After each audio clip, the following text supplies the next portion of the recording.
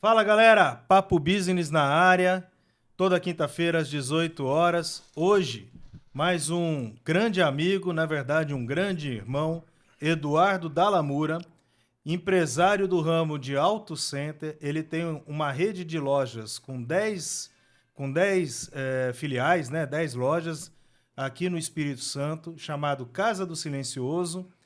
48 anos de mercado, ou seja, é uma loja muito consolidada, uma rede de loja muito consolidada que todo capixaba conhece. Eduardo, muito prazer. Prazer estar aqui, É um, Rafael. um grande Prazer é todo prazer. meu. Muito obrigado. Gostaria que você se apresentasse. Eu fiquei até meio com receio de dizer todos os cargos que você já exerceu aqui na comunidade empresarial, né, do Espírito Santo e tal. Sei que você está envolvido com a FIND, sindicatos e etc. E eu queria realmente conhecer um pouco da história do Eduardo e depois Perfeito. também falar um pouco do negócio, né, do business da Casa do Silencioso e outras coisas que a gente vai batendo papo por aqui. Tem uma história boa aí para contar aí, né? E essa história tem que começar, como é o papo é business, né? Tem que começar com o meu pai, porque meu pai, depois de uma certa fase da vida dele, mais jovem ainda, em Juiz de Fora, a gente é natural de Juiz de Fora, Minas Gerais, Ah, ele resolveu, junto com um amigo, empreender. Né? E lá montaram alguns negócios, recalcitadora de pneu, tiveram um posto de gasolina. então já sempre meio que ligado a essa parte Mas de auto center, né? isso, vendas de carro sempre foram nisso. Ah, legal. E o tempo foi passando e aí quiseram alcançar novos voos. Moramos também em Belo Horizonte por 6 meses, onde ele comprou uma empresa de caminhões caçamba, né, de carregar minério na Mannesmann, que é uma empresa de ferragem, ferro, né, em Belo Horizonte. E ali, com 6 meses, ele decidiu que aquilo não era um bom negócio, porque girava-se muito dinheiro, mas aquelas histórias, né, que acontecem no business, né? Mas um dia ele se afastou, ele falou assim, ele tinha um sócio, Aham. você toca o operacional, eu vou ficar aqui só no fundo financeiro. E aí descobriu-se que aquele pneu que quando subia naquele monte de pellets, né, de ferro, o pneu estragava muito, pneu de caminhão, o custo era alto, e via que o pneu gerava prejuízo. Então, com 6 meses, eles resolveram vender aquilo lá. E meu pai sempre gostou muito de praia. Né? A gente vinha muito ao Espírito Santo para pegar praia, passeava e tudo. Então ele falou: eu quero mudar para um lugar que tem praia, meu lugar é Espírito Santo. Então, depois de várias decisões, para não ficar uma história longa, eles decidiram vir para cá e aqui também montaram uma oficina mecânica que Isso recuperava há quantos anos atrás? 48 anos atrás. Ah, Exatamente, é foi exatamente bem em isso. seguida que surgiu a Casa do Silencioso, Não, então. aí eles montaram essa oficina mecânica que fazia reparação de veículos acidentados, né? Que já não comprava batido, reformava, vendia, e também aí descobriu-se que lá em Minas tinha, que não tinha, uma loja de trocar silencioso de carro. Silencioso de carro naquela época era trocado dentro de concessionárias de veículos. E o custo era diferente, né? E em Minas Gerais já tinha pessoas Trabalhando com isso. trabalhando com isso, só trocando escapamento de carro. Era outra realidade, escapamento era um ferro simples, não tinha álcool hidratado na gasolina, né? Durava menos também, depois veio a evolução de tudo isso.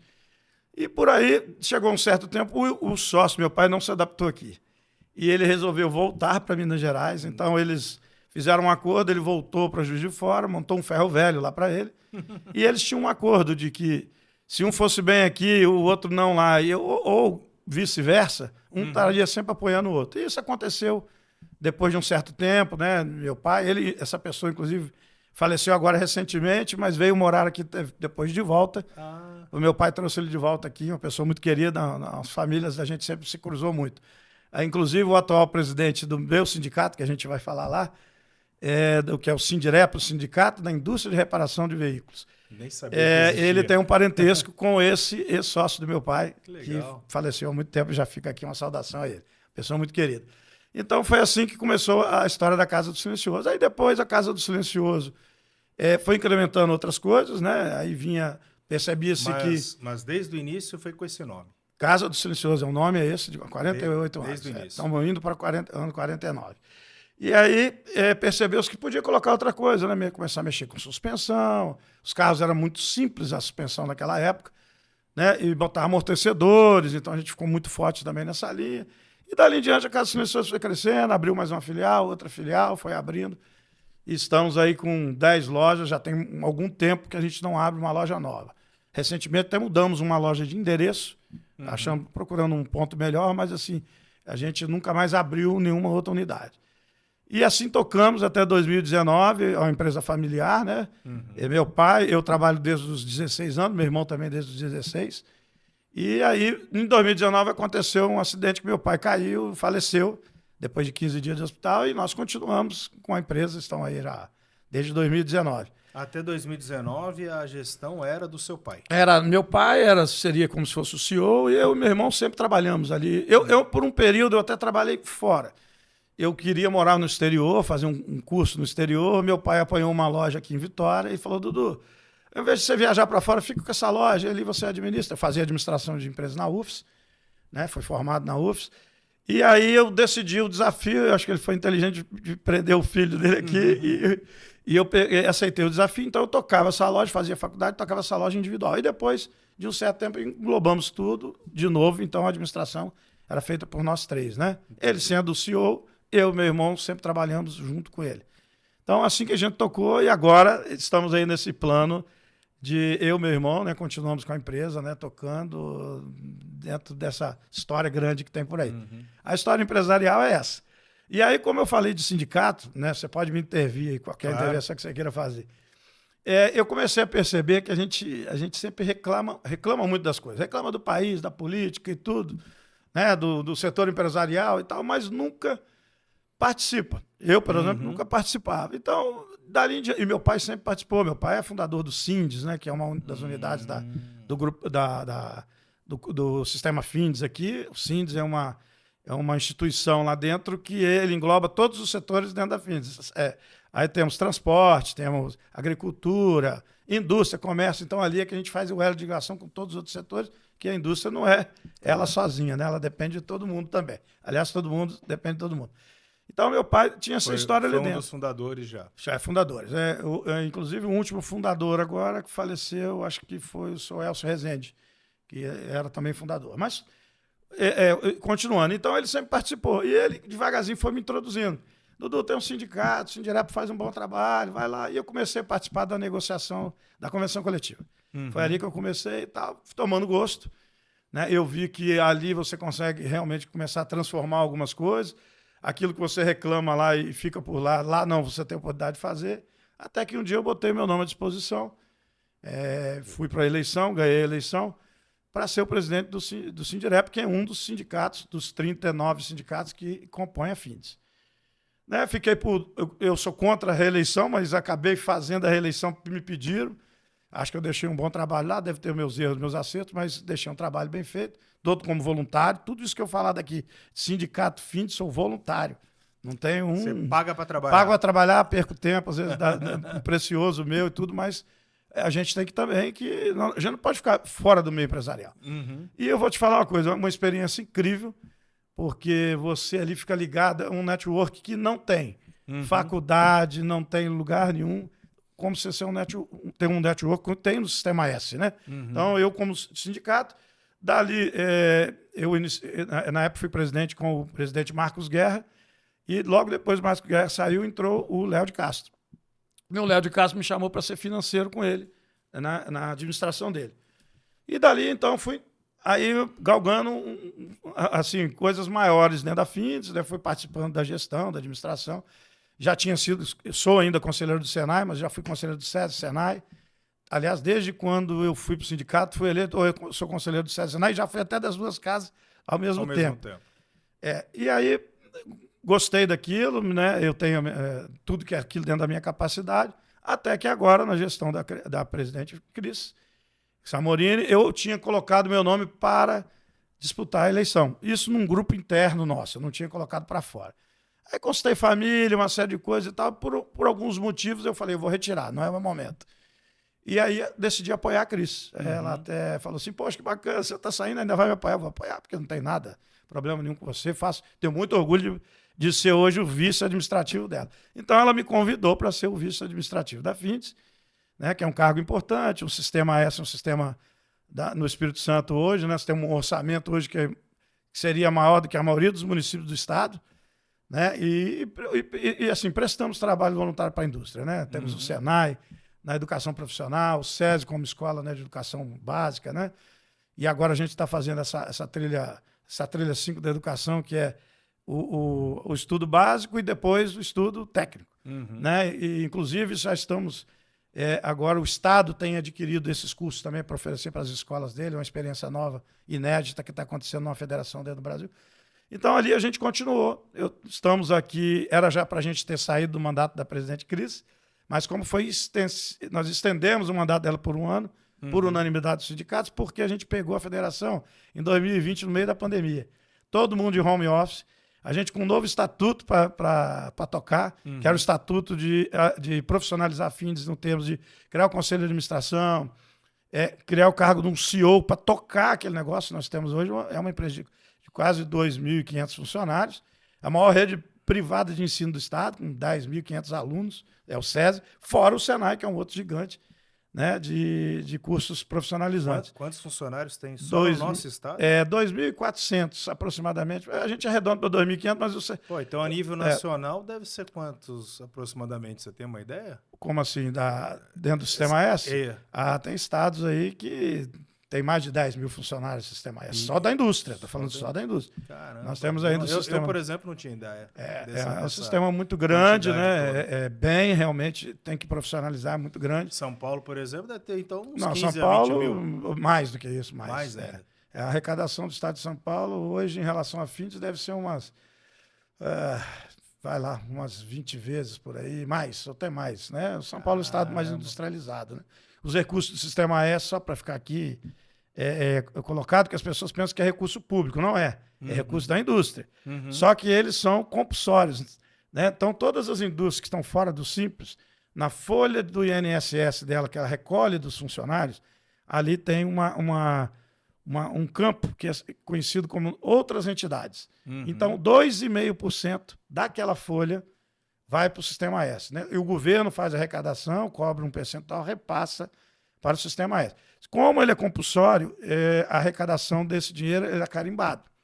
Então, SESI é saúde, educação, esporte, lazer e cultura, Senai é educação profissional. Então, não pode fugir muito disso. E a Findes, que é a administradora desse sistema. Então, a Findes recebe um percentual desse recurso do SESI e Senai para administrar o sistema. É assim que funciona. E a gente está inserido, hoje. Que quase ninguém conhece, né? Não, muito pouca pessoa fala desse sistema. Ou até mesmo não se interessa também, né? E a gente procura fazer aqui no Estado um belo trabalho, não desmerecer nenhuma outra federação, que aqui temos também a Federação do Transporte, Federação do Comércio, né, e Federação da Agricultura. E a gente procura fazer o nosso trabalho dentro da indústria, de ter um protagonismo muito forte dentro dessa área industrial, né? Somos o segundo setor que mais arrecada, né, imposto aqui no Estado, né? Primeiro vem a atividade comercial. E é isso aí. A gente está dentro desse projeto realmente de ajudar. E até uma curiosidade, Eduardo. Você, na verdade, não está na indústria, né? Você tem uma loja de varejo. Não, a atividade de oficina mecânica, ela é uma atividade industrial. Por incrível que pareça. Tem várias oficinas mecânicas, chega lá o contador, bota como comercial. Mas se o seu KNAI for o KNAI de reparação automotiva, é indústria. Você não consegue, por exemplo, um curso de mecânica automotiva no SESC. Entendi. Que o SESC não é especialista, você consegue na atividade industrial, no Senai. Né? Então, faz sentido. Tem uma certa confusão nisso mesmo. Até me falaram na história lá de quando foi conseguir a carta sindical para o Sindirep, havia essa pequena dúvida. Mas é uma atividade de reparação, como é uma indústria de construção civil que repara um apartamento. Faz sentido. Uma sala dessa, né? A gente repara automóveis. Então, é indústria. Porque fica no imaginário aí, fica como se fosse uma verdade absoluta o fato de ser uma indústria que se produz, né? Ou seja, vem a matéria-prima, você manufatura e cria um produto, né? Exatamente. E, teoricamente, a oficina compra o produto da um pneu, por exemplo, ou o próprio escapamento, qualquer peça automotiva, bateria e tal, e só instala, né? Exatamente. Seria só uma instalação, não uma manufatura, né? Certo. Então, por isso que eu também, até eu tenho um pouco dessa dúvida. Então, imagina que todo mundo... Muita gente tem. Né? E, inclusive, a nossa base de dados, a gente calcula que 50% das oficinas mecânicas estão no comércio. E Acredito. A gente representa só as 50 que estão na indústria. Porque assim... Vários outros setores têm isso. Padaria, a mesma coisa. Padaria é indústria. É. Mas tem várias padarias que estão inscritas como comércio e tal. Porque, de novo, né, um outro imaginário popular também acaba levando como verdade, a indústria não atende o cliente. Né? Ele atende o intermediário. A princípio, sim, mas claro que está mudando muito essa situação, mas a princípio a indústria atendia o intermediário. Isso. Ou seja, vendia para o distribuidor. O distribuidor atendia o cliente. Né? Às vezes até dois intermediários. Né? O distribuidor vende para a loja e a loja vende para o cliente. Vende para o cliente, exatamente. Então, assim, por isso que tem, às vezes, esse Recém Padaria, por exemplo... É estranho chamar de fábrica, né? Porque é varejo total, né? Padaria, o cliente... tem padarias hoje que já compra o pão pronto e só assa o pão, né? O pão congelado. Mas se você entrar dentro de uma padaria tradicional, você vai ver que é uma indústria de fato, né? Eu, na minha adolescência, eu tocava uma padaria. Meu pai tinha uma padaria. Então você conhece bem. Conheço bem. Eu acordava 4 horas da manhã com 15 anos para abrir a padaria de domingo a domingo. Não é fácil. Eu sei disso. Eu tenho vários amigos na indústria de pães, são todos meus amigos, muitos amigos. E eu sei que a atividade deles tem esse consumo de tempo. Só no dia 1º de janeiro. Acho que dia 1º de maio, dia do trabalho, também parava. Mas o restante, meu amigo, era direto. Era pau fica até de noite, né? Às vezes tem que fechar 10 horas da noite. Então já começa um novo ciclo. Lá fechava às 9, se eu não estou enganado. Isso mesmo. Só que aí eu já estava entrando na faculdade e tal. À noite eu já ia para a faculdade. Mas era cansativo demais. É que hoje já mudou muito, né? Hoje a coisa está mais profissionalizante e tal. Mas antes, pro dono, pro proprietário, pro tal, era muito cansativo ter uma padaria. Não é fácil, eu sei disso. Eu conheço a atividade também. E realmente, né? Você atendendo ali no balcão e tal, não tem cara de indústria, né? E essa situação da padaria, ela não tá... Ela já não fabricar, ela já comprar tudo pronto, só ali assar e tudo mais, tem ficado...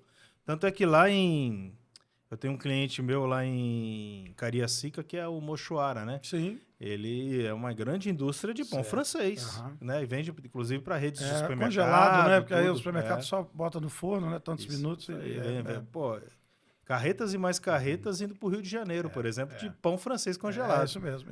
Tem essa tendência hoje. Ele sim, eu digo, que é uma fábrica. Sim, é mais característico como fábrica, né? Exatamente. Mas, vamos contar um pouco mais sobre a Casa do Silencioso. Aí são 48 anos, não é fácil uma empresa ter 5 décadas de mercado. Né? Já passamos por muitas... Eu acho que deve ter muita curiosidade aí, né? O fato até de ser capixaba, né? É realmente uma empresa aqui de mineiro, mas fundada aqui do Espírito Santo. Mais fundada aqui. Eu me considero mais capixaba do que mineiro hoje, porque eu vim para cá com 7 anos. Né? Então, com certeza. Adoro esse lugar aqui, não mudaria daqui nunca. Eu sou de Santos, litoral de São Paulo, né? E antes do Espírito Santo, eu a trabalho, né? Eu morei em 14 estados e 6 países. Nossa Senhora! Em 15 anos, 14 estados e 6 países. Essa história você não me contou. E imagina, eu tô aqui há 8 anos, eu já me considero capixaba. Eu gosto demais aqui. Estavam conversando aqui antes, né? O pessoal gosta muito daqui, né? Qualidade de vida. É muito boa. Eu, quando decidi montar a Nortecom, eu era diretor de uma grande consultoria, a maior do mundo. E eu pedi demissão e falei, para onde eu vou? Aí eu decidi vir para o Espírito Santo. Por quê? Qualidade de vida. Eu sou da praia, morava em Santos, nascido e criado em Santos. Custo de vida, para ter aquela qualidade de vida, o custo de vida perto de São Paulo é ticket médio baixo. Menor, a gente estava conversando nos bastidores sobre isso. E eu vi que aqui eu não ia ter tanta concorrência como se eu, por exemplo, tentasse montar uma consultoria em São Paulo, porque lá tem muitas empresas de consultoria. E uma outra situação também que eu levei em consideração é um estado pequeno geograficamente. Sim. Eu consigo visitar um cliente por dia em cidades diferentes, rodando o estado todo, e dormindo em casa, se eu quisesse. É que tem muitas vezes por cansaço. Ainda mais que a capital é mais central, né? Isso. 200 e poucos quilômetros para lá e 200 aí. Por exemplo, mais para cima. Semana que vem eu vou colocar todo mundo ali da região de Santa Teresa, Itaguaçu, Itarana. Vou terminar lá em São Mateus. Certo. Aí, na outra semana, eu pego aquela região de Vargem Alta, Venda Nova, Cachoeiro, vou terminar lá em Muniz Freire. Mas eu consigo rodar o estado todo de carro e se eu quiser, muitas vezes eu não faço por cansaço mesmo. Sim.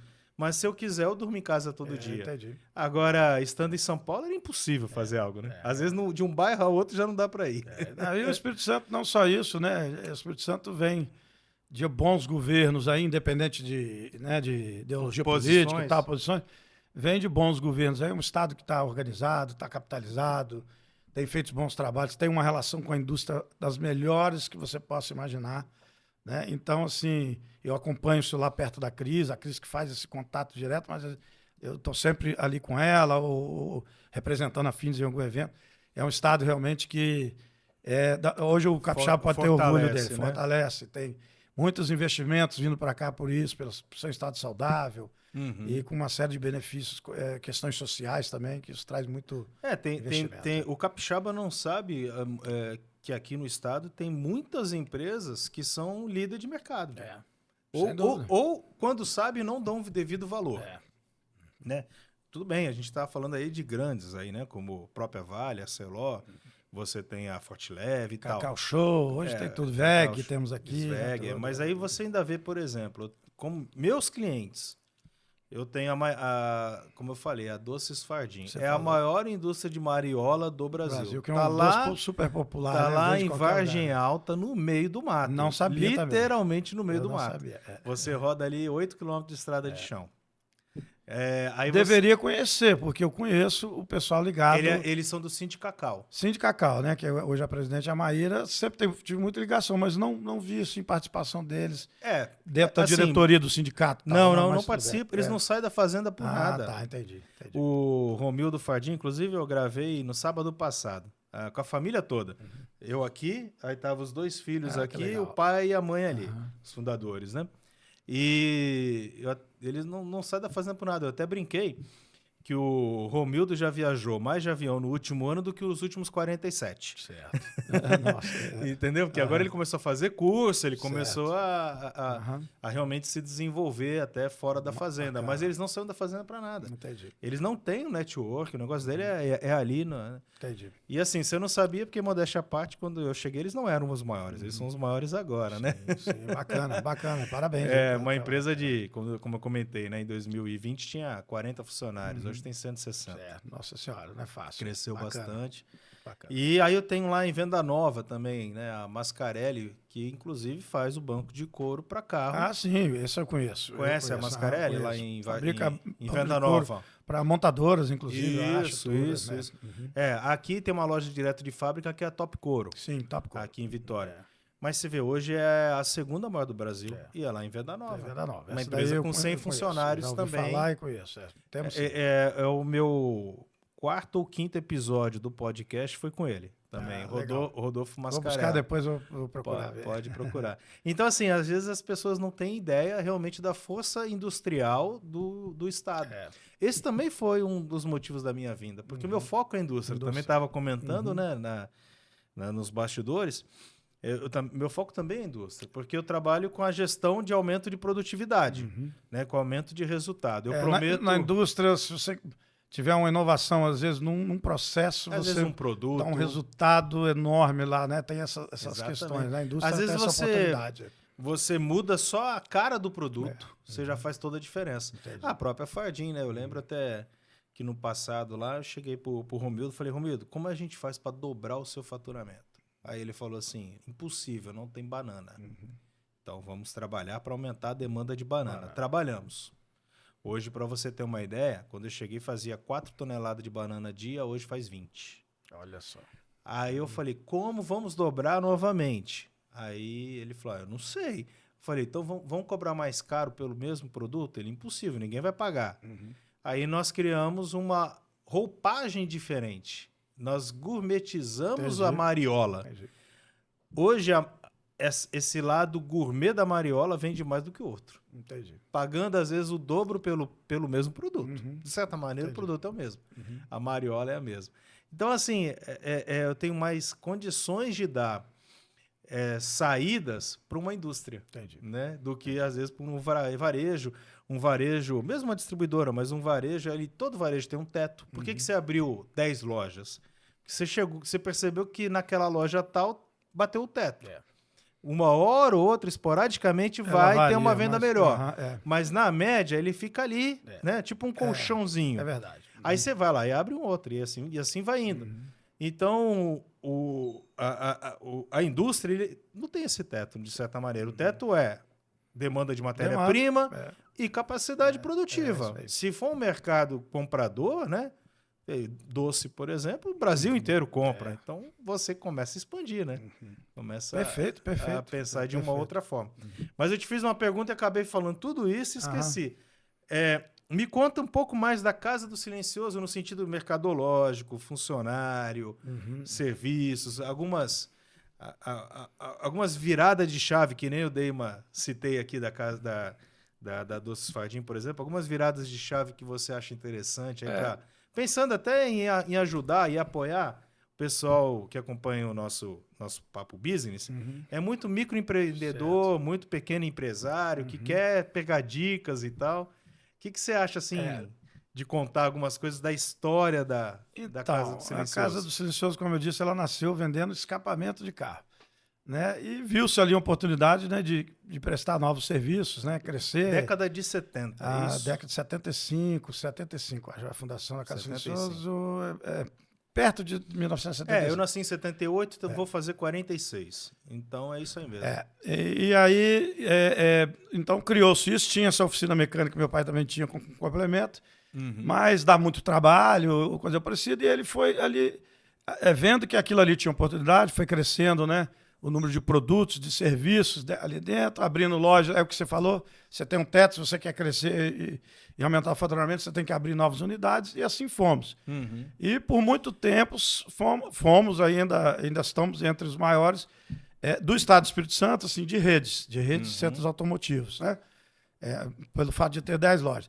Então a gente nesse ciclo foi virando, então tínhamos equipamentos naquela época, né? Que eram equipamentos que faziam serviço em carros que eram carros que não tinham quase tecnologia nenhuma, né? E aí você tem que vir acompanhando esse mercado. Agora nós estamos vivendo uma nova fase de automóveis, inclusive deve ter uma novidade aí que o Senai, nós vamos criar uma escola para carros elétricos, né? Porque um novo, o carro elétrico é um outro, já não é mais, é um eletromecânico, vamos dizer assim.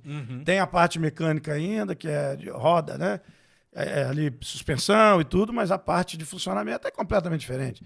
Nós vamos sair de um carro que tem 75 mil itens a combustão para um carro que tem 10 mil itens, né? Então é um carro mais simples e mais tecnológico, né? E ali temos riscos, né? De a bateria, se a pessoa não souber operar aquele equipamento ali na hora de fazer um reparo no carro, pode morrer eletrocutado. Então, vamos agora, junto com a CNI, estamos criando o primeiro curso, são 5 certificações, é uma empresa alemã. Então tem um mecânico que faz aquele serviço básico no carro, elétrico, ele já tem que ter alguma preocupação de proteção. Aí tem a fase 2, 3, até aquele mecânico que vai desmontar a própria bateria mesmo, fazer o reparo ali, que precisa ter muito conhecimento. É uma oficina completamente diferente. Com certeza. Né? E, então, assim, inclusive de ferramentas diferentes, equipamentos exatamente, diferentes. Né? Nós viemos aí com a injeção eletrônica, foi uma mudança grande. Na saída do carburador, aquilo era manual. Com a injeção eletrônica, nós temos equipamento diagnóstico, né? Como na medicina. Então, hoje você faz o diagnóstico ali, dependendo do serviço, precisa do diagnóstico. E ali você vai, né, fazendo o reparo. Conectou um cabo e é notebook, né? Muitos dos reparos ainda são feitos assim. Às vezes até mesmo para trocar uma pastilha de freio você depende de um scanner. Para você abrir a pastilha eletrônica, né? Não pode ser manual, você não pode forçar, então você abre um scanner para fazer a substituição e tal. Então é isso aí, você tem que estar evoluindo, procurando novos serviços. Fizemos uma virada agora em 2020, né? Teve uma rede grande de pneus do Brasil, uma indústria nacional, que fez uma proposta de transformar as nossas lojas todas em revendedores deles. Né? Então fizemos essa mudança visual nas empresas e tudo. Né? Um parceiro, uma multinacional grande, que também foi legal. Falar. Na verdade, ela não é nacional, né? Não, a Goodyear é uma empresa multinacional. Né? Mas ela não é originária aqui. Não, ela tem uma indústria que fez agora há pouco tempo 106 anos de Brasil. Ela é bem antiga aqui no Brasil. Eu não sabia. Então, 106 anos. Então a gente procura evoluir nesse sentido. Mas ela é americana, a Goodyear? É americana. Originalmente americana. Originalmente americana. E aí vem os desafios hoje, né? Principalmente com o mercado asiático, que vem detonando. Vem detonando todos os setores, e o meu não é Com certeza não é diferente. não é diferente, né? Então, assim, agora estamos vendo aí um carro, né? Uma montadora lançou um carro, uma SUV grande, completa, por 137 mil. A Né? BYD ou a Não, Val? foi como é que chama? Me deu um branco agora. Ela já está aqui no Brasil há algum tempo. Me deu um tempo. Não Tem feito propaganda direta agora aqui. o que eu tenho visto muito é a tal da Tigo, Val. Tigo. Ah, A Tigo. Tigo. Lançou aquela Tigo 7 por 137 mil reais. Os concorrentes daquela mesma categoria, todos estão acima de 170, 180 que na mil. verdade é aquela Caoa, né? Caoa, a Caoa Chery, é fabricada no Brasil. A Chery já veio e saiu e depois voltou com a Caoa, né? Exatamente. Caoa que faz os carros Hyundai também e Tigo. Então, assim, a invasão é um novo ciclo. Tanto é que nessas andanças, há 10 anos atrás, nós montamos uma importadora, a nossa família, junto com outro investidor, um amigo meu particular, e aí fui à China 4 vezes, né, desenvolver produtos lá, e a gente pensava em abrir uma importação de produtos variados, acabamos que depois importamos produtos também dentro da nossa área, né, desenvolvi produtos lá, por exemplo, amortecedores eu trazia lá de empresas lá, visitei empresas que tinham idoneidade, fabrica OEM original, e fabricava, então importava alguns amortecedores. Na marca de vocês? Na minha marca. Qual a marca que era? Não, eu trazia na marca a Casa do Silencioso mesmo. O amortecedor com o nome Casa do Silencioso? Isso, exatamente. Aí, depois o governo, também trouxemos quadriciclos, trouxemos uns alarmes modernos que te avisava na época pelo seu celular e tudo. Isso tudo foi evoluindo. Hoje os carros quase já vêm já com isso. Uhum. E também o governo devagarzinho, por que não fomos muito adiante? Os produtos que a gente vendia para rodas de liga leve de carro, rodas especiais, o governo veio, tecnicamente, vinha através de metro e tudo, vinha me barreirando. Eu criando dificuldade daqui, dali, aí ficou quase que inviável. Uhum. Né, para um pequeno importador, os produtos que eu trazia, que era concorrência de multinacionais, ficou praticamente inviável e a gente foi desmobilizando e desmobilizamos. Depois passamos a importar pneus também. Pneu acho que é o normal hoje, né? Importamos pneus direto da China, nós importávamos direto por um período, depois paramos e hoje estamos nessa Hoje sequência. ainda não é viável nem mesmo o pneu? Cara, ainda é viável importar. O problema você tem que ter um capital enorme, né? Quando a gente importava, tinha que fazer. Porque pagamento à vista, você tem que pagar 30%, o pneu está no transporte, você tem que pagar o resto. E às vezes demora 3, 4 meses para chegar aqui. Um container você consegue trazer, no máximo, 14 medidas de pneu. Pneus tem medidas, né? Claro. Cada carro tem uma medida. E hoje temos a Goodyear, por exemplo, tem 300 medidas para cobrir a linha e é uma das mais enxutas. Caramba! E aí você imagina, num container você traria só 14 medidas. Então você ficava furado em muitas medidas, a não ser que você fizesse um movimento grande, como temos hoje, grande importador, que importa de tudo, vários containers, gira muito. Então ele tem tudo ao todo tempo, né?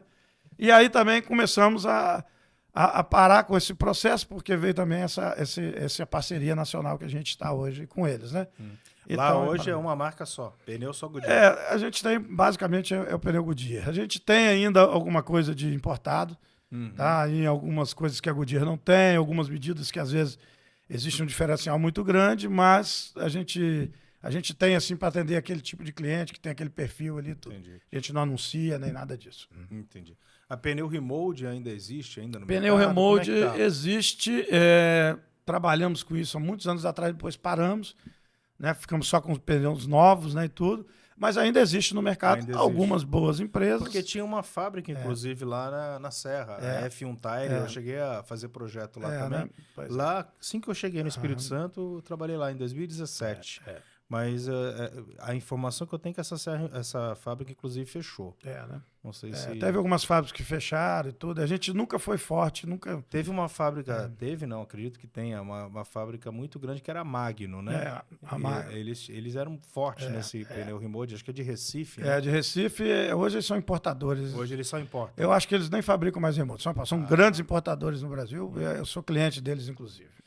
Conheço o dono, o proprietário. Eu não sei nem se é uma verdade, mas até na época da eleição da Dilma, aquele Roberto Campos, que era Exatamente. de Recife, que faleceu lá em Santos, onde eu moro. O avião caiu. O avião caiu. O avião era do dono da Magnum. Exatamente. É isso eu mesmo? conheço ele, já tive com ele algumas vezes. Então é verdade a É história verdade. que eu escutei. Era verdade. O avião era dele. Legal. E curiosidade, meu pai teve oficina a minha infância toda.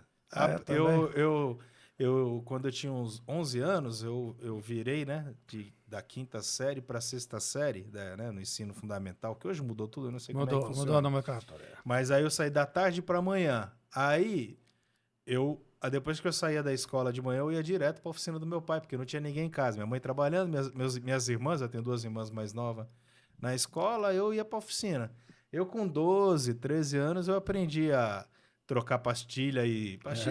tinha pastilha já, mas era mais lona já. Lona. Daqueles Kombi, Fusca, Brasília. Lona em alguns carros que não tem freio a disco ainda vem com lona de freio. Então, assim, aprendi com meu pai. Nessa época eu já estava trocando pastilha de legal, freio. Não sabia, né? Então você tem um pouquinho de cheiro de graxa também. Mas faz tempo, hein? Eu tô falando com 12, 13 anos. Aí depois, eu lembro que meu pai foi ali na fase ali do Collor para Fernando Henrique e tal. Meu pai ficou um pouco desgostoso ali da oficina e acabou vendendo. E aí ele passou a dar aula, né? Então meu pai se aposentou como professor. Olha que bacana. Dava aula de manhã, de tarde e de noite, lá tanto para a prefeitura quanto no estado. Chegou a dar aula também em empresas privadas, mas eu acho que ele se aposentou como público, né? Como professor do ensino público. Legal, bacana. Mas eu nasci com meu pai na oficina. Nasci até meus 14 anos, acho que meu pai tinha oficina ainda. Bacana. Então, mas a Casa Silencioso é isso. Hoje estamos com quase 90 colaboradores nessas 10 unidades, né? Procurando trabalhar da maneira mais enxuta possível. O mercado exige isso. Porque 90, estamos falando de uma média de 9 por loja. E nós temos ainda os mercados são muito diferentes, né? Companhias americanas já tentaram vir nesse segmento aqui. E às vezes não dá muito certo por causa da cultura, né? Por exemplo, o americano tem a cultura do agendamento, que ajuda muito, como é a cultura da própria concessionária, ajuda muito a administrar uma oficina quando é por agendamento. Claro. Né?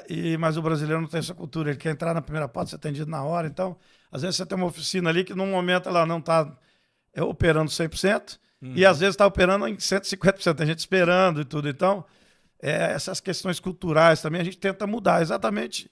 É o que eu faço, procuro fazer dentro do sindicato, ver se a gente consegue mudar essa cultura e tudo. Né? Os concessionários conseguem isso porque você é obrigado, às vezes, a ir lá por uma garantia. Até para não perder a garantia. Para não perder a garantia e tal, então faz por agendamento. A gente ainda não conseguiu implantar isso, mas é o Brasil.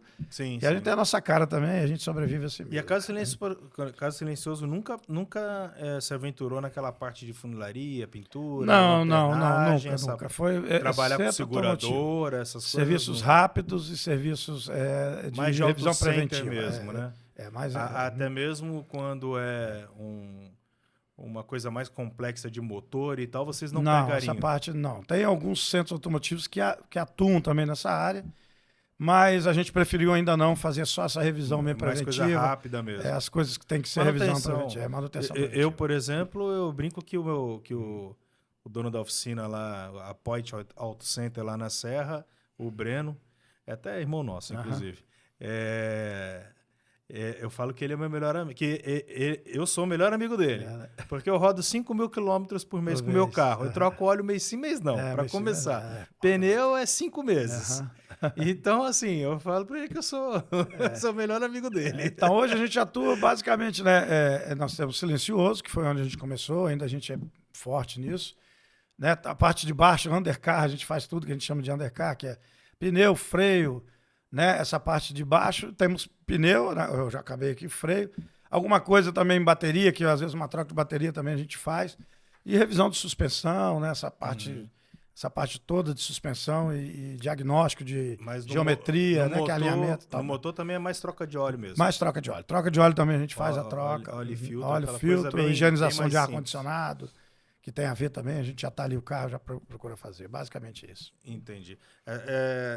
Inclusive, aquela questão que eu comentei da Top Couro aí, que é uma coisa mais de deixar um embelezamento no carro, vocês também nunca se Não, nessa parte de estética, toda essa parte É um filão bom hoje no mercado automotivo, estética automotiva. Entendeu? O cara que cuida ali aqueles produtos, né, de proteção de pintura, banco de couro. Hoje em dia tem até uma película de vidro, como se fosse um celular, né? Exatamente. Tem pessoas que atuam nessa área e é um dos mercados que vai continuar mesmo com o carro elétrico.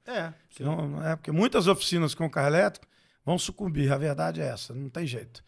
Né? Você pega hoje ali um motor de carro, apesar de que alguns carros elétricos também tem radiador para ajudar a refrescar, mas para arrefecer o sistema. Mas você não tem ali par de combustão todo, aqueles cabos, vela. Como você falou, reduziu não tem câmbio mais. Reduziu 5 vezes a quantidade de peça, provavelmente. Então não tem câmbio mais, né? Então é acelerar para frente ou ré, o motor elétrico. O motor danificou, você vai lá, tira um motor e põe outro. Então, assim, a mudança é bem. Apesar de que... Não tem manutenção no motor? Danificou, trocou? Basicamente sim. Acredito que sim. Eu também, assim, posso te dizer que algumas manutenções preventivas... Né? Nós estamos aprendendo. Eu já acompanho carro elétrico há muitos anos. Né? Quando eu fui presidente durante 6 anos, eu fazia todo ano uma viagem ou para SEMA Show em Las Vegas ou uma viagem para automecânica na Alemanha. Então a gente estava sempre acompanhando carro elétrico que viria e tudo. Hoje ainda é uma incógnita, né? Que o Brasil não tem uma infraestrutura hoje mudada da noite para o dia para carro elétrico. Tem muita gente que defende que carro elétrico vai ser mais uma opção. Aonde foi interessante ter carro elétrico, ter infraestrutura, a pessoa... Que vai ser um mercado que vai ter de tudo. Vai continuar tendo combustão. Acredito. Vai continuar tendo elétrico, híbrido. Por alguns anos aí, né? Pelo menos pelos próximos 10 anos. Tem gente hoje que já defende que o carro elétrico não vai ser não vai substituir total, né? Não vai. Eu também acho. No Brasil, eu acho que pelo menos uns 10 anos, aí pelo menos 5 com certeza, na minha opinião, claro, né? E o Brasil tem... certeza, na minha opinião, de 5 anos não substituir. Até porque o Brasil, economicamente falando, né? Hoje todo mundo tem um carro, mas não é todo mundo que tem dinheiro para comprar esse carro. Então não tem como substituir a frota toda. Então vai ser para mesmo para as oficinas mecânicas, ainda vai ter demanda. Porque num projeto que a Findes fez, eu fui até representando a presidência, na época o presidente era o Léo de Castro, fez uma parceria com a EDP de instalar aqui 7 pontos de carregamento rápido, né? Que temos em Camburi aqui, por exemplo, tem Venda Nova, Cachoeiro, e eu fui nessa inauguração junto com eles, aí eles trouxeram um carro elétrico ali para as pessoas que quiserem dar uma voltinha. E aí a gente, na época, eu falei numa entrevista que continua sendo ainda hoje, mas a gente já está caminhando para isso. Para você ter um carro elétrico, além de todos os outros problemas de ter que ter uma infraestrutura, né, você tem que ter você tem que ter lugar para abastecer e quem conserte. Né? Então ainda é muito incipiente. Tem oficinas hoje que, se for uma colisão, por exemplo, mais grave, mais severa no carro elétrico, ela não pega para fazer. Claro. Porque ela não tem habilidade para isso, que a gente está criando esse treinamento agora. Muito provavelmente o seguro do carro elétrico vai ser mais caro, porque vai ser tudo a base de troca mesmo. Né? Acredito que o percentual hoje para decidir uma perda total do veículo no carro elétrico é muito menor. Né? O que eu falo é o seguinte, às vezes o valor do veículo é 100 mil, no carro a combustão até 50 mil, eles preferem consertar. No carro elétrico, eles vão até 20 mil conserta, senão troca. Não sabemos ainda, é isso que eu estou te falando. Não sabemos dessas baterias, né, que estão evoluindo, quanto tempo dura. E o valor de revenda. O carro é um patrimônio de um brasileiro. Né, de um brasileiro comum, classe média, é um patrimônio que ele tem. E aí, daqui a 5 anos, será que esse carro com a bateria está ruim? Né? Não sei, a bateria já não carrega, mas será que esse carro vai ter valor de revenda? Tipo, né? celular e notebook, que com o passar do tempo tem que trocar? Então a gente não sabe ainda, né? Temos que aguardar. Você falou que é um patrimônio, e realmente o brasileiro enxerga assim, mas é até errado, né? É um patrimônio que te dá prejuízo, né? É verdade. Hoje temos aí carro assinatura, eu mesmo tenho um carro por assinatura hoje. Tem carro por assinatura chegando, tem uma série de coisas, inovações que vão chegar aí pelo menos. Tem várias contas aí que, se o brasileiro fizer, às vezes é melhor alugar um carro mesmo. Então, né? Como até na Europa, nos Estados Unidos, principalmente, é bem comum, né? O tal do o leasing não é uma compra. Não é uma compra. O leasing é um aluguel, né? É uma modalidade que funciona muito lá nos Estados Unidos. E agora também a assinatura também tem muito carro de assinatura, que não deixa basicamente ser um leasing também. E... em relação por exemplo, eu tenho um cliente lá em Muniz Freire.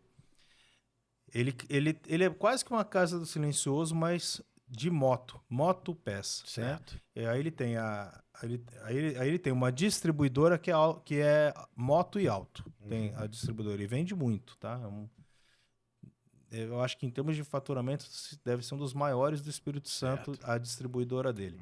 Que é a Global e a Edgar Edgar Moto Peça. Não sei se você conhece ali. Não conheço. Ele tem unidades Cachoeiro, Muniz Freire, Alegre, Guaçuí. Ele tem ali naquela região ali. E moto vocês nunca se aventuraram? Não, nunca é um segmento... Até hoje é assim, né? Oficina que mexe em carro normalmente não mexe em moto. É um segmento diferente, ele é bem segmentado mesmo, a verdade, né? Então, assim, nunca procuramos. Até porque a moto é uma manutenção um pouco mais simples em muitos casos, né? Motos populares. E realmente, sim, nunca pensamos em entrar nesse segmento. Mas é de alto giro, né? Eu lembro, alto giro. Eu lembro também que lá naquela empresa ticket médio baixo, mas muito giro. Muito giro. Eu lembro daquela empresa que eu citei aqui do Remold, né? Que é a F1 Tire. Certo. Rapaz, se eles fizessem 100 pneu Remold de 125, 150, de motoboy, né? As CGs da vida, né? Vendia. Se fizesse 200, vendia. Se fizesse 1.000, vendia. Se fizesse 10.000, vendia. Moto tem muito uma coisa impressionante. A moto é muito popular, né? Um negócio bem muito massivo, giro. Né? É verdade. Mas então vocês nunca nem chegaram a pensar em partir para esse caminho. Legal. E então, em relação a esse caminho do futuro da Casa do Silencioso, porque aí você já tem 48 anos de mercado, é você e seu irmão que administram, né? Após a partida do seu pai, né? Botafoguense doente, inclusive. Qual que seria o futuro que vocês estão enxergando para o mercado de autopeça, o mercado automotivo, né? O mercado do auto center de vocês, mais especificamente da Casa do Silencioso? A gente hoje tem esse pensamento, né? A gente ainda tem uma certa saúde, não tem uma idade tão avançada, também não somos tão novinhos mais. E a gente tem pensado isso até naquele bate-papo antes aqui, que a gente fez informal, né? Falando sobre isso. E assim, até agora não temos mais uma sequência, né, de pessoas que possam, por exemplo, filhos, né? Uma sucessão, né, dentro da família. Então, a gente está passando por esse momento de pensar, né? Se profissionaliza, o que a gente faz, se a gente avança, se a gente não avança. Nós estamos exatamente vivendo esse momento. Mas achamos que o nosso é um mercado bom, um mercado promissor, é um mercado muito concorrido, né? Como eu te falei agora, os chineses vieram muito forte. 2023 foi um ano que essa indústria, principalmente ligada a pneu, sofreu muito no Brasil. Né? Para você ter uma ideia, o mercado de pneu importado no Brasil sempre foi na média de 35% do mercado. No ano passado eles foram 54%. Caramba, 20% de mercado de pneus no Brasil é muita coisa. Então, assim, não sabemos ainda onde isso vai dar, né? Aí tem internet, venda não presencial. Muitos grandes players, né? Tipo supermercados, né? Redes supermercados, pneu virou uma commodity, vende em qualquer lugar. É isso mesmo. Internet, supermercado. Só que aí precisam de um auto center. Inclusive, algumas redes de supermercado estão montando auto center. Sim, né? eles na verdade, eles terceirizam, né? A parte do serviço. Você compra lá o pneu e eles terceirizam, botam uma pessoa para fazer montagem e tal, ou fazem parceria com a gente mesmo.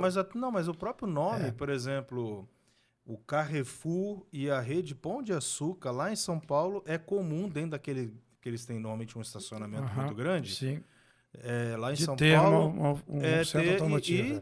Pão de Açúcar ou o próprio Carrefour e tal, com o Carrefour Center. E caminho de casa ali na S010, tem um atacarejo lá, né? Acho que é Oba. Tem o Oba Auto Center dentro do estacionamento também, né? Lá também, do ladinho de casa ali. Então, assim, eles têm muita gente entrando no mercado de vocês aí. Sim, mas já não é uma coisa muito nova, não, mas existe. Realmente, de fato, existe. Hoje, o que você enxerga como seu maior concorrente aqui no Espírito Santo, não a nível nacional? Maior concorrente direto pra gente? Cara, a gente tem concorrente de tudo quanto é jeito, né? Mas não de redes, assim, ou tem lojas tem algumas que tem redes também, não muito grandes, assim, não concorre nem todas as lojas com a gente concorrem, às vezes, em uma e outra, não, mas existe de tudo, né? E aí, cara, assim, a gente procura trazer uma empresa com todos os certificados, né? Tem que ter certificado de descarte de óleo, uma série de coisas, rastreamento do descarte desse material. Isso tem um custo, né? De você ter toda a sua rede, cumprir todas as suas obrigações, né? Dentro da área dos trabalhadores também desse setor. E a gente tem muita gente que não faz isso. Claro. Né? E aí a gente, às vezes, tem que competir com esse tipo de serviço mais barato e tal. Tem o cliente que opta por isso e não enxerga isso. Né? Eu, por exemplo, visitei muitos centros automotivos na Europa. Na Alemanha, por exemplo, o descarte de óleo, por exemplo. O cara trocar um motor, o descarte de óleo da oficina fica assim, logo na entrada da oficina, num negócio de vidro, para o cara chegar lá e ver como é que é o descarte de óleo. Se não for um descarte de óleo de acordo, como eles têm uma consciência ambiental diferente da nossa, estou dizendo que é melhor, o cara não faz o serviço lá se ele não vê como é que é o descarte de óleo. Tem uma consciência nesse nível, né? O brasileiro ainda não tem esse tipo de consciência Quer diferente. Fazer o serviço e ir embora, então né? aí você explica às vezes, cara, aqui tem um descarte disso, a gente bota aqui num recipiente, vem uma empresa que resgata, tem que gerar um manifesto, né, que o Estado acompanha isso, para onde foi descartável, rastreamento disso, tudo. Isso custa. Então, às vezes, a gente concorre com pessoas que não fazem esse tipo de serviço. Eu diria até não é que fácil. Pode ser a maioria, né? Não vou dizer a maioria, já melhoramos bastante. Já melhorou. Foi uma coisa que a gente fez muito com os sindicatos, através do sindicato, né?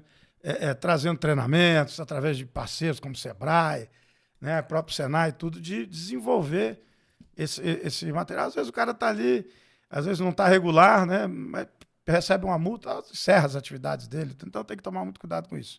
Perfeito. O consumidor tem que olhar muito isso também.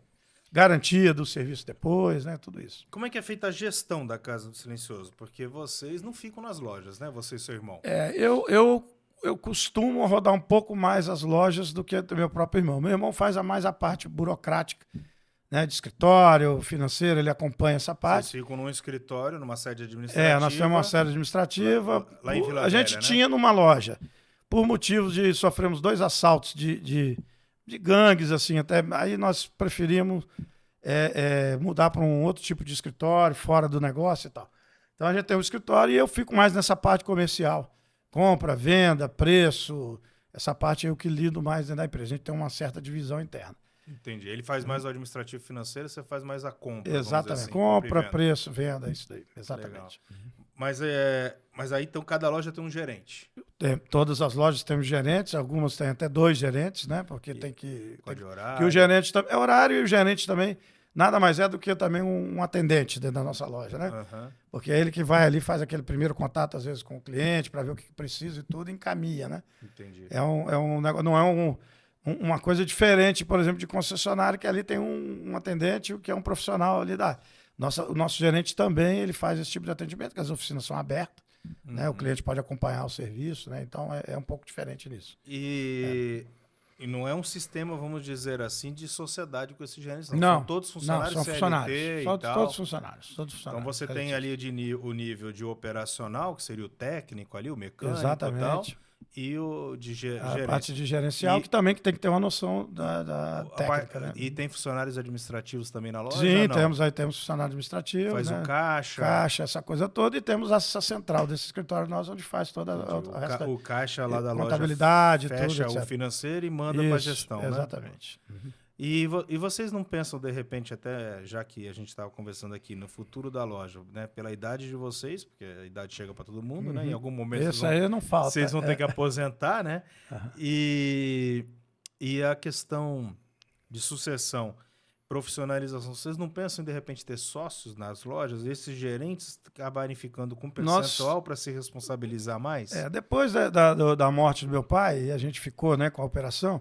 A gente está começando a pensar nisso agora. Realmente, de fato, vamos procurar qual será o melhor sistema. Tem modalidades boas, né? Futuro. O próprio Jacley, né? O Jacley Manfredo, ele fez esse processo. Meu grande amigo, gosto muito dele. Um abraço para ele, enorme. Para mim também o Jack foi uma benção na minha vida aqui no Espírito Santo. Eu tava até hoje eu visitei um cliente, né? Tava num cliente hoje de prestação de serviço de segurança do trabalho e tal, e aí eu falei para ele que eu Eu trabalho assim, eu trabalho visitando os clientes. Cada dia eu estou num cliente, como eu falei, rodo 5.000 quilômetros por mês. E a minha renda é a visita. Se eu não visito, eu Entendi. não faturo. Uhum.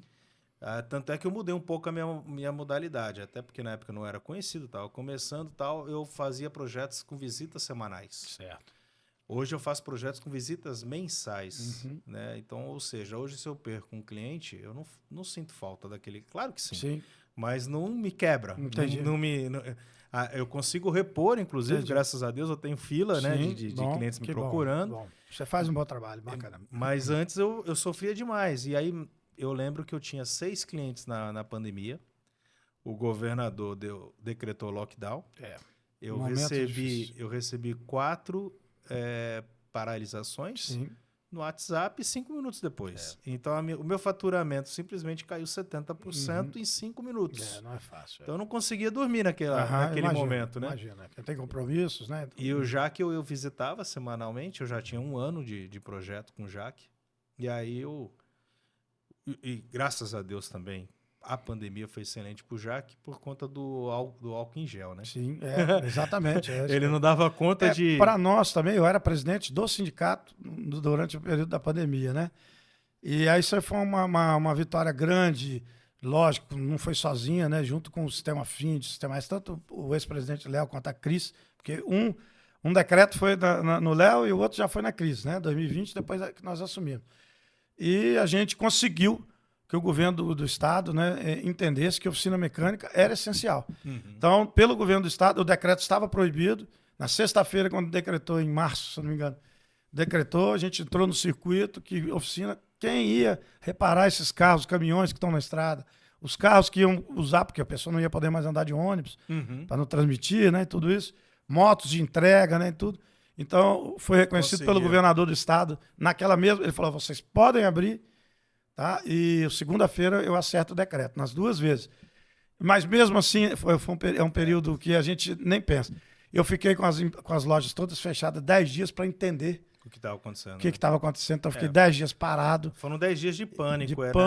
E ali foi depois um período difícil, mas as oficinas, muitos até me agradeceram muito na época, mas eu falei que eu tenho que dividir essa vitória com outras pessoas, de a gente ter conseguido abrir as oficinas. Então, as oficinas não sentiram tanto quanto os shoppings que fecharam totalmente. Só para finalizar esse depoimento para o nosso amigo do Jaqueline Maifredo, o que aconteceu?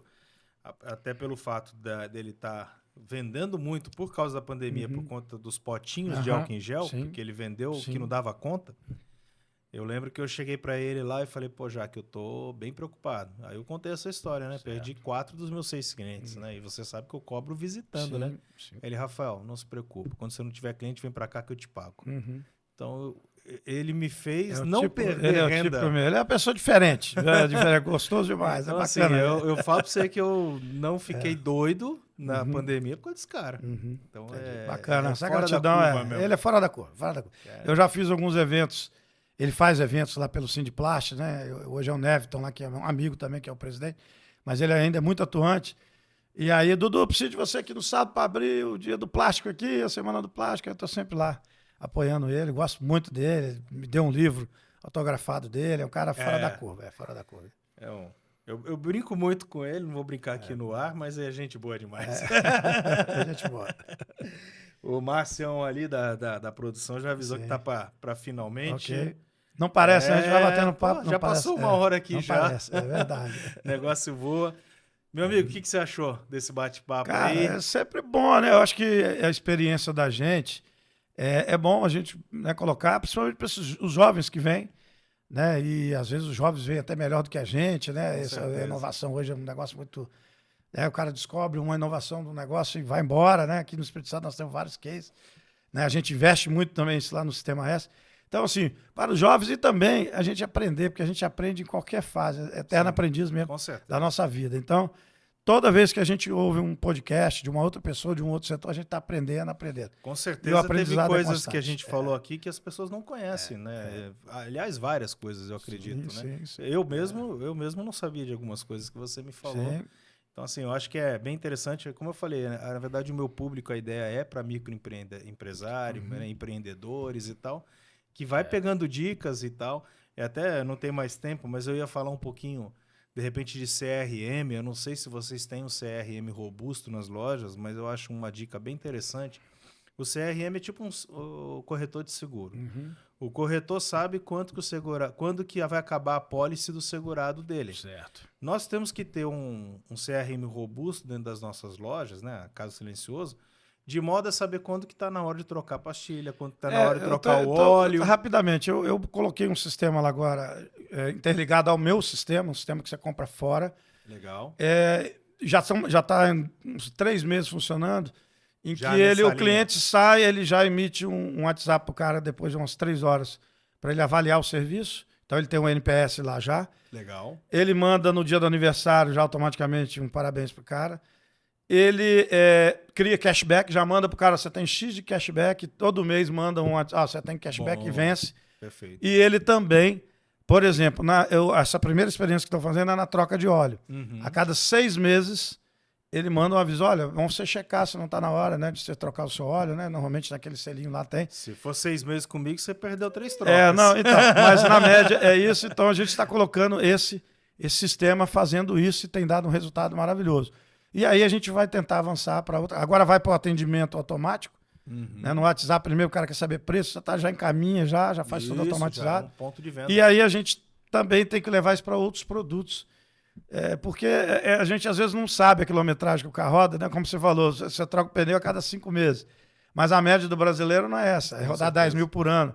O pneu dura 30 mil, então ele troca o pneu de cada 3 anos. Às vezes ele até vende o carro. Mas nós temos também que começar a medir isso, mandar uma lembrança para ele, para verificar que ele tem um cashback, ele pode usar num alinhamento do carro. Perfeito. E ali, olha, isso é fundamental. Sem dúvida. Tem que ter CRM. Criamos isso tem 3 meses, maravilhoso. Varejo tem que ter isso. Bom, Eduardo, eu vou me despedir, depois você também se despede da turma aí. Tá certo. Pessoal, mais um Papo Business.